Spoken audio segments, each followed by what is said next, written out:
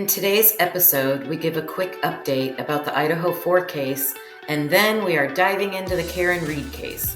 If you have not watched this trial, we will get you up to speed and explain the shenanigans that have been going on in court. We have a question for you at the end of this episode and are looking forward to your responses. As always, everything we discuss is for entertainment and is speculation. Please like and subscribe and definitely join our discussion in the comments. If you're ready, let's get into it. Welcome back to Typically Unique. I'm Kim Aponte and I'm here with my husband, Carlos. Hello. In the last couple of episodes, we read through the PCA, and since it's been some time since the PCA came out, we had a chance to kind of match some alternative theories against what the PCA was saying that Kohberger did it. So I think those last couple episodes were pretty good. I think we vetted out some things that, made sense. Other things was like, how did this even make it in here? Right.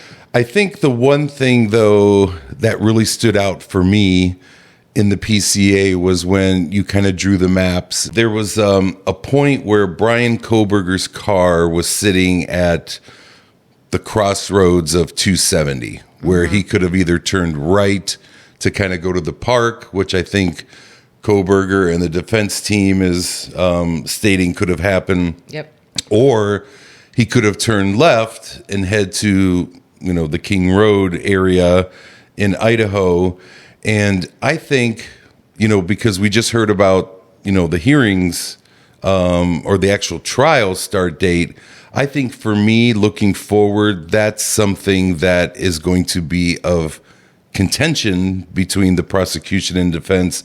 And I want to see where we're hearing little pieces of evidence or them trying to find out certain things, how all that's going to come together and how that's going to be presented at trial. Because if he goes right on 270 and heads toward the park, it's going to be He's not there to commit the crime. Yeah, and if he goes the other way, it kind of blows out a little bit of his alibi. So I'm real curious to that, but I did kind of mention that there was a hearing and they did mention a trial date. Yeah. Do you have the specifics on that? Yeah, so there was just a hearing this past Thursday.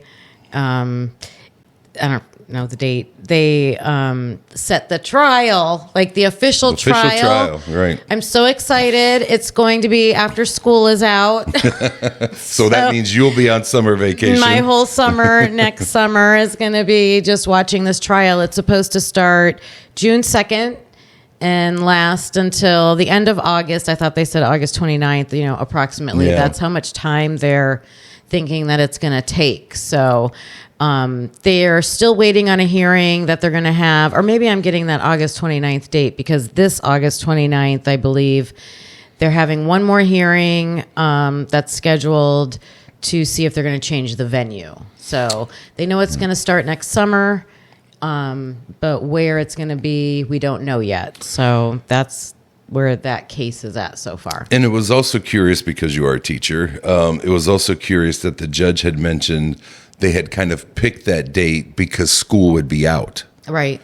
So there would be less traffic. And I think he even said across the street. I guess there's a school across the right. street. So I found that kind of interesting that, there's probably going to be a media circus there, right? Oh, for sure. And, they don't want kids probably looking out the window, hey, what's going on across the street? So, right. Yeah. Accommodations are a big thing, too. There's some bigger cities that would have more available accommodations for people that are coming in. So there's a lot to consider. So that'll be in August. And my point about that was it sounds like he's making plans for it to be in Idaho. Oh, definitely in Idaho, but in another county. In that county, in that that's courtroom, Latah County. And yes. in that courtroom, in that county, just because he's moving things to accommodate that area. That's true. Yep. Well, of course, I do think the prosecution would want it to stay there. I do think that. For sure. I don't think For the sure. defense does. Right. In other news, there was the book that was released, When the Night Comes Falling, by Howard Blum, however you say his name. And I have started listening to it. I got the audiobook version. I'm about halfway through it. We're going to save that topic for another episode, but I am making my way through it, and we will discuss that book. First impressions, though, without maybe giving away some plot theories and things like that. Was it well written? Is it one-sided? I mean, what's your initial thoughts kind of trudging through that? First impressions is there was nothing earth-shatteringly new. He had released a whole bunch of articles in this online site throughout the case, throughout this year and a half of the case, and it seems just he took those articles and that's what the book is. My take on it is not, it's not that great of literature in my opinion. I mean, is he a good writer? Did he write it? I don't know. It seems a lot of social media things that we know that were being talked about in social media. He's repeating news talking points. He's repeating. He does have some, he'll cite friends of friends or cousins of the family, like these secret sources that he has. But that information seems to be more like emotionally based or just, family information, thoughts about what they could be thinking at the time. Well, maybe on our next episode, I think once you get through it, we can maybe go through some of those things. And maybe once you're done with the audiobook, maybe I'll listen to it as well. And I can, maybe listening with it, hearing the same words with different ears, maybe it's a different take. So I'm taking notes as I go. Okay, good. Anything that stands out. So for us right now, kind of the Koberger case is at a bit of a standstill, except for this book, that may have some information pending any hearings that are coming up. But something has caught our attention. And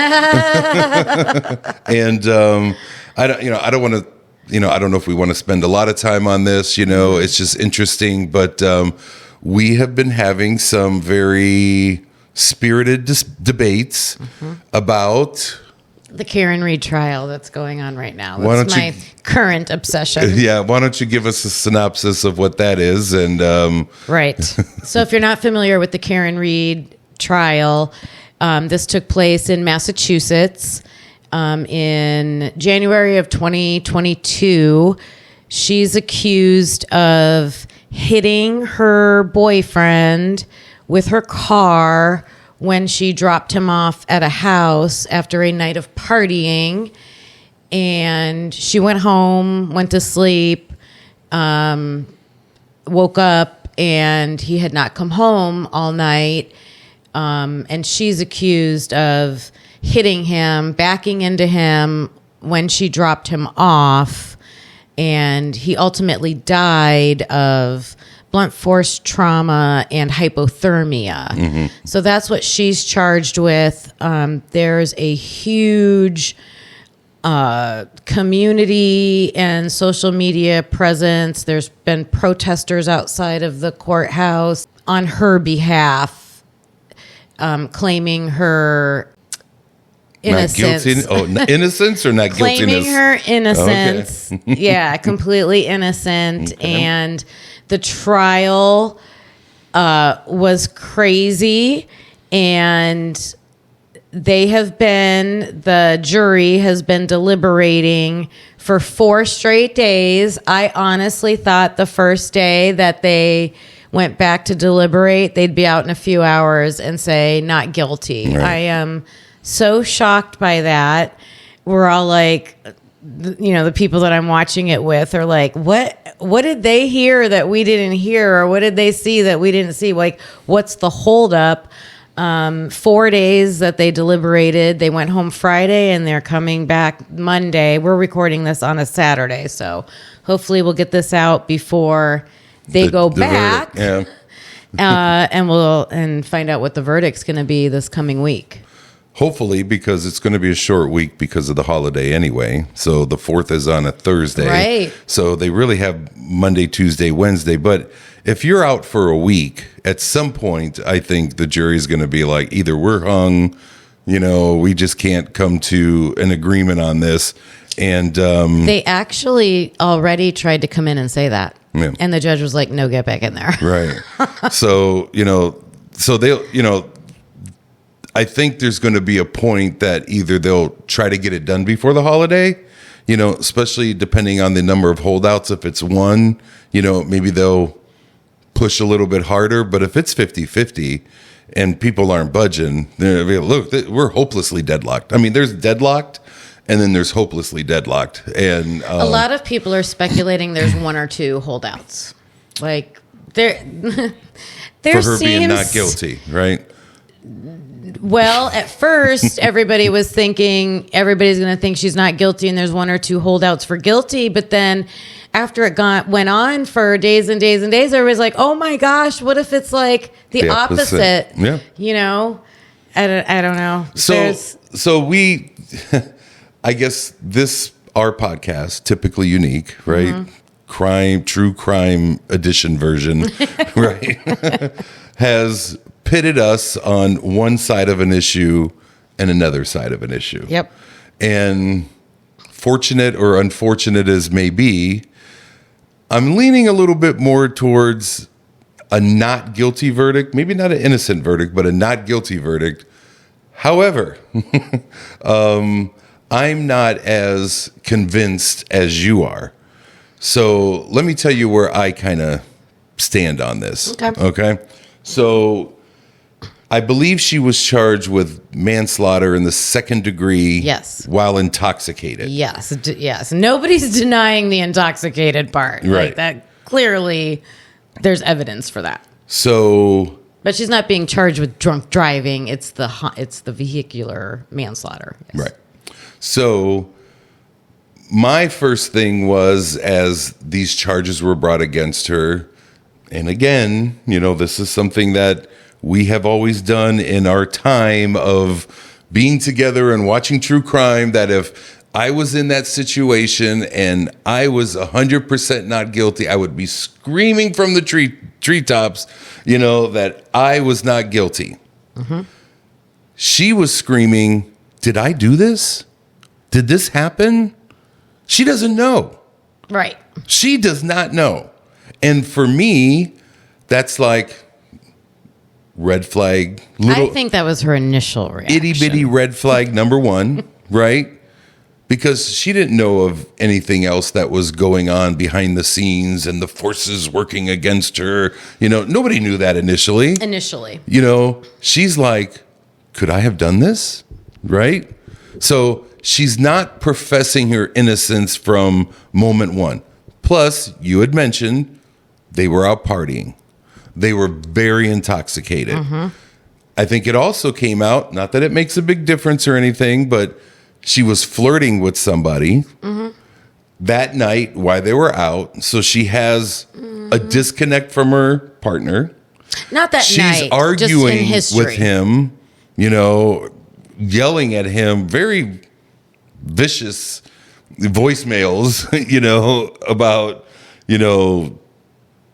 Oh, she was mad. His intelligence level and all this stuff, and I mean, pervert. Yeah, she's really going at him. So I don't remember. There's a lot of wandering eye, and there's a lot of I'm pissed off. Mm-hmm. So couple that with, well, I didn't do it. I don't know. And I think there are other pieces of evidence in this trial that, needed to be explained, that I'm not sure that 100% of that was explained. And with all that being said, I think my feeling is the jury is going to come back hung. Probably. and that they will probably do a mistrial. This is just my thoughts. It'll be a mistrial. The prosecution probably will try her again, but only after all of the investigations into the police department and some of the people that are currently under investigation is over. And if that's cleared, they're going to go back tenfold.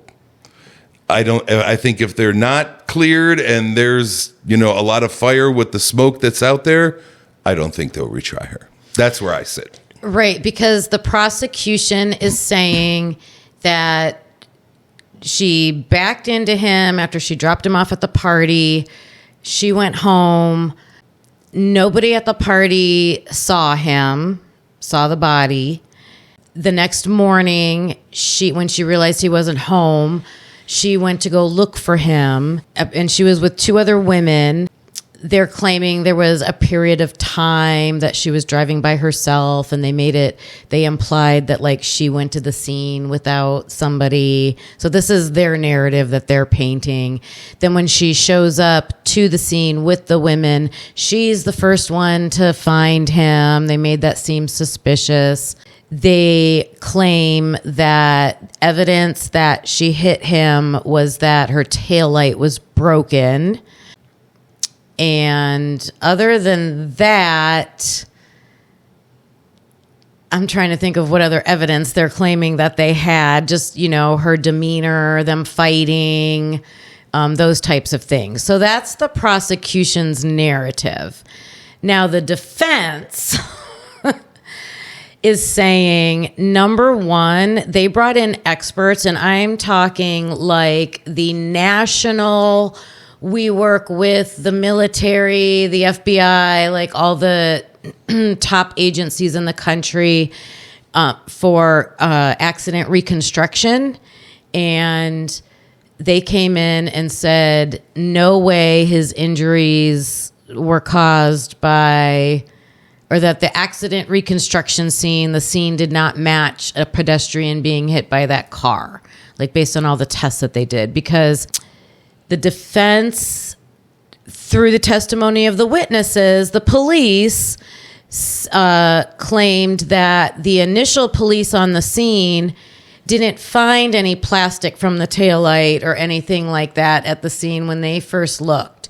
But then days and days later, as they're going back, because they claim the snow was melting, so now we were able to find this plastic. They found 47 pieces of plastic that they're claiming from the taillight. Glass. They were claiming that he had cuts on his arm. One arm had deep cuts from above your elbow down to your wrist. And that damage to his body just didn't seem to match coming from a car, but they claimed it came from this, he was holding a drink glass. There were also experts that said the glass at the scene did not match a drink glass. There was just a lot. The house that they were invited to go to were family friends with a lot of law enforcement, were law enforcement themselves. The defendant, Karen Reed, didn't feel comfortable going in there. So when she dropped him off, she went home. Yeah, there was just the testimony after they confiscated her car the next day, or when they took the car in, there's a bunch of time missing. They didn't take the car to a police station that was close by. They took it to a certain one. This is just all implying the defense did a good job of showing how the family that owned the house and the police were all interconnected.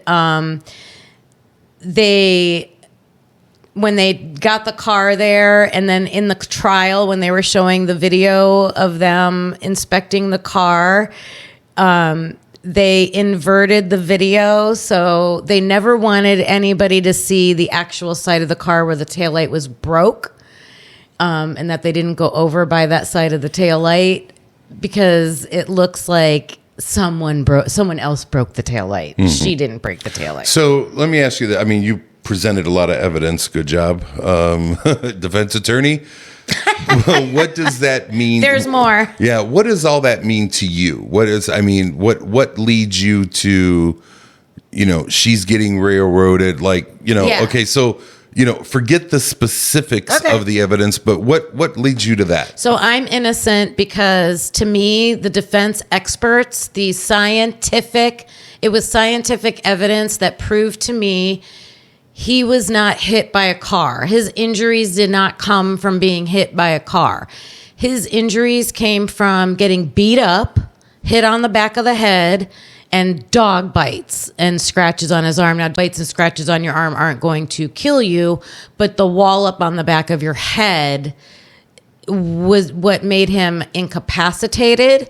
And then hypothermia. So he was like on the verge of death, dumped out in the cold. And also the fact that his what do they call it?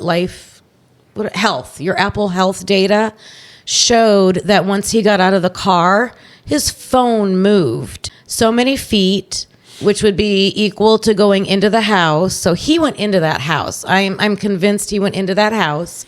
He went up and down steps, and I think there was a fight in that house. Maybe didn't mean for what happened, but it did happen. So, in your opinion, because the manner of death was a blunt force trauma with hypothermia was the cause of death. Yes. The manner of death was undetermined, right? Right. Well, so it wasn't homicide. Is that correct? I don't know that if they said vehicular homicide. Yeah, I don't know if it was homicide. Yeah, that's all right. That's all right. But for you feel like there's too much, like it's the people in the house that murdered him, not a car hitting him.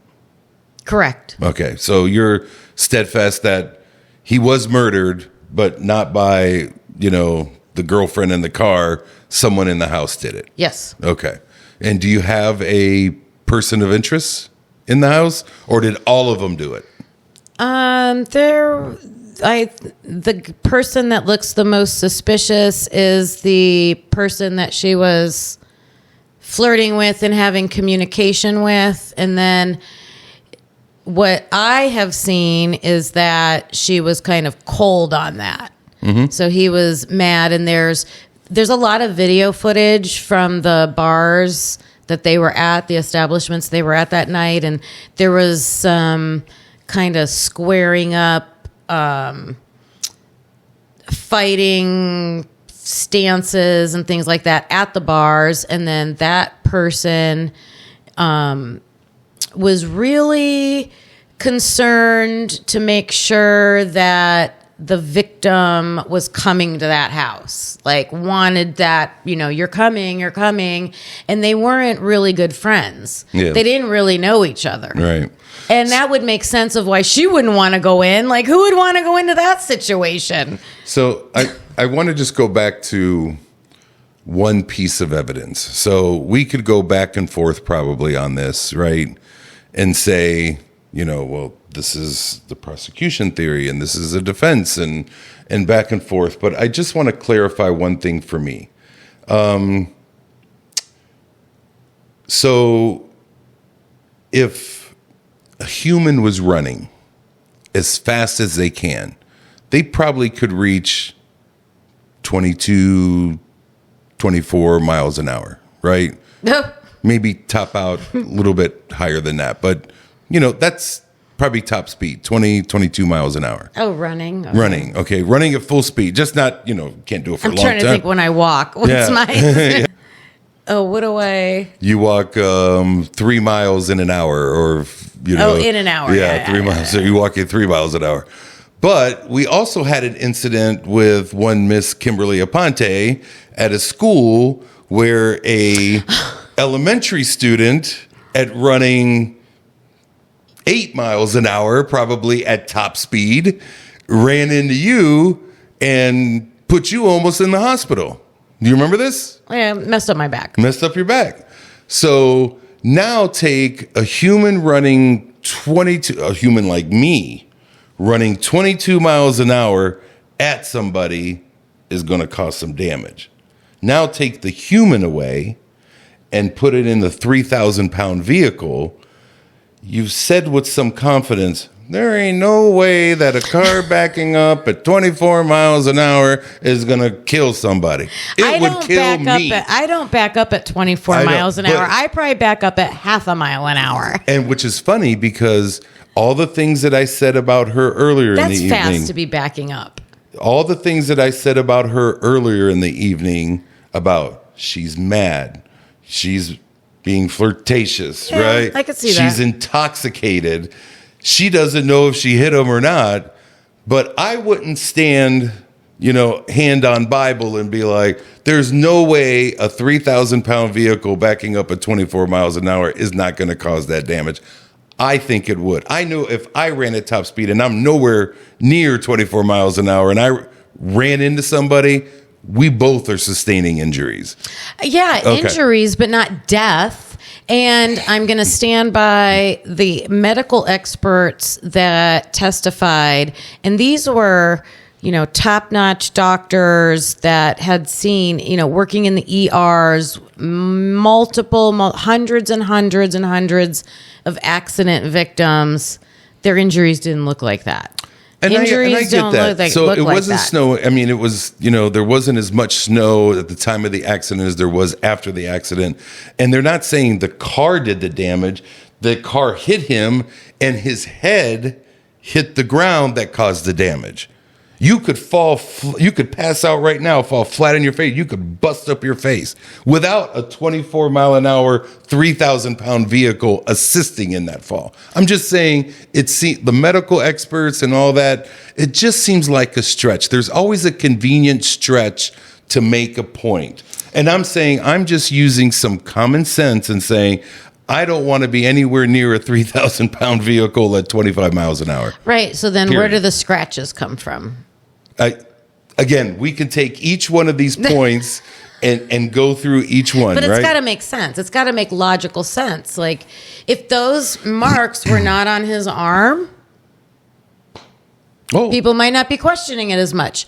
If they could prove, I don't know if there was video of her taillight not broke.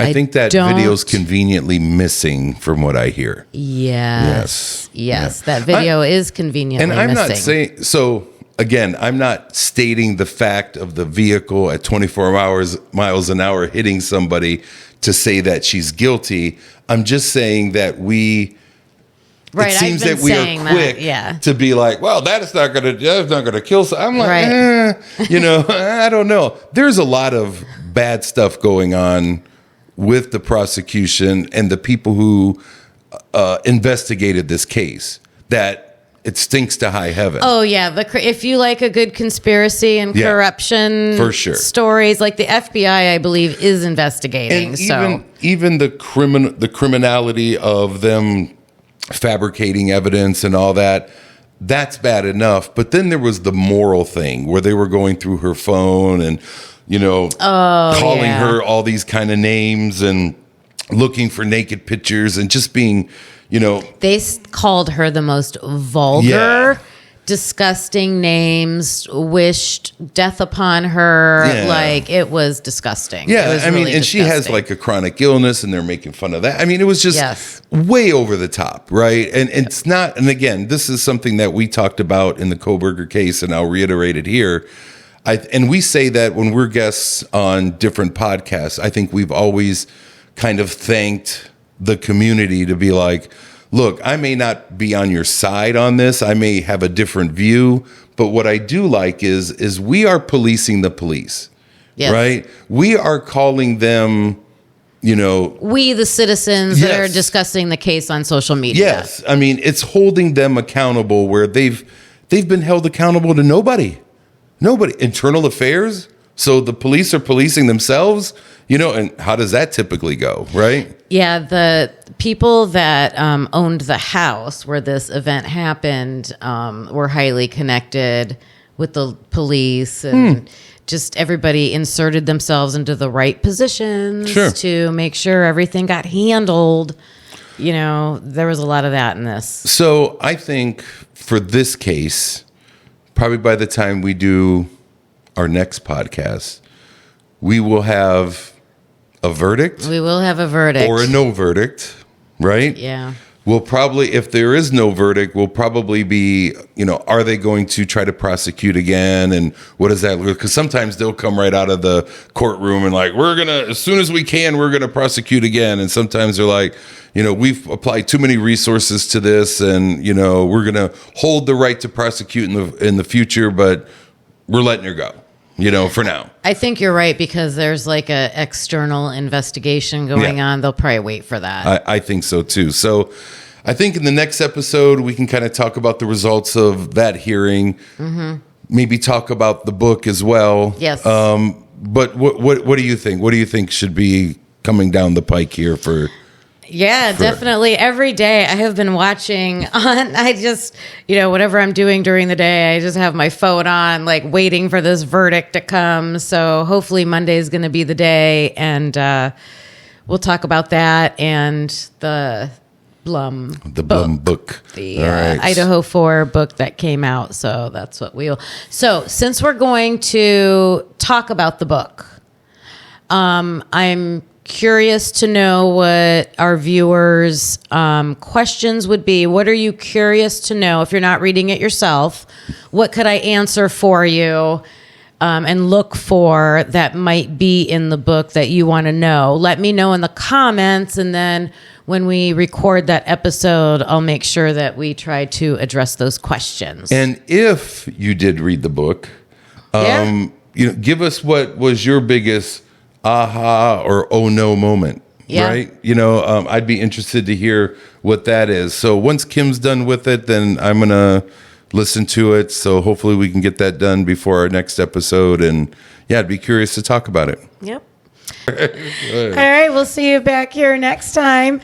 Bye. Bye.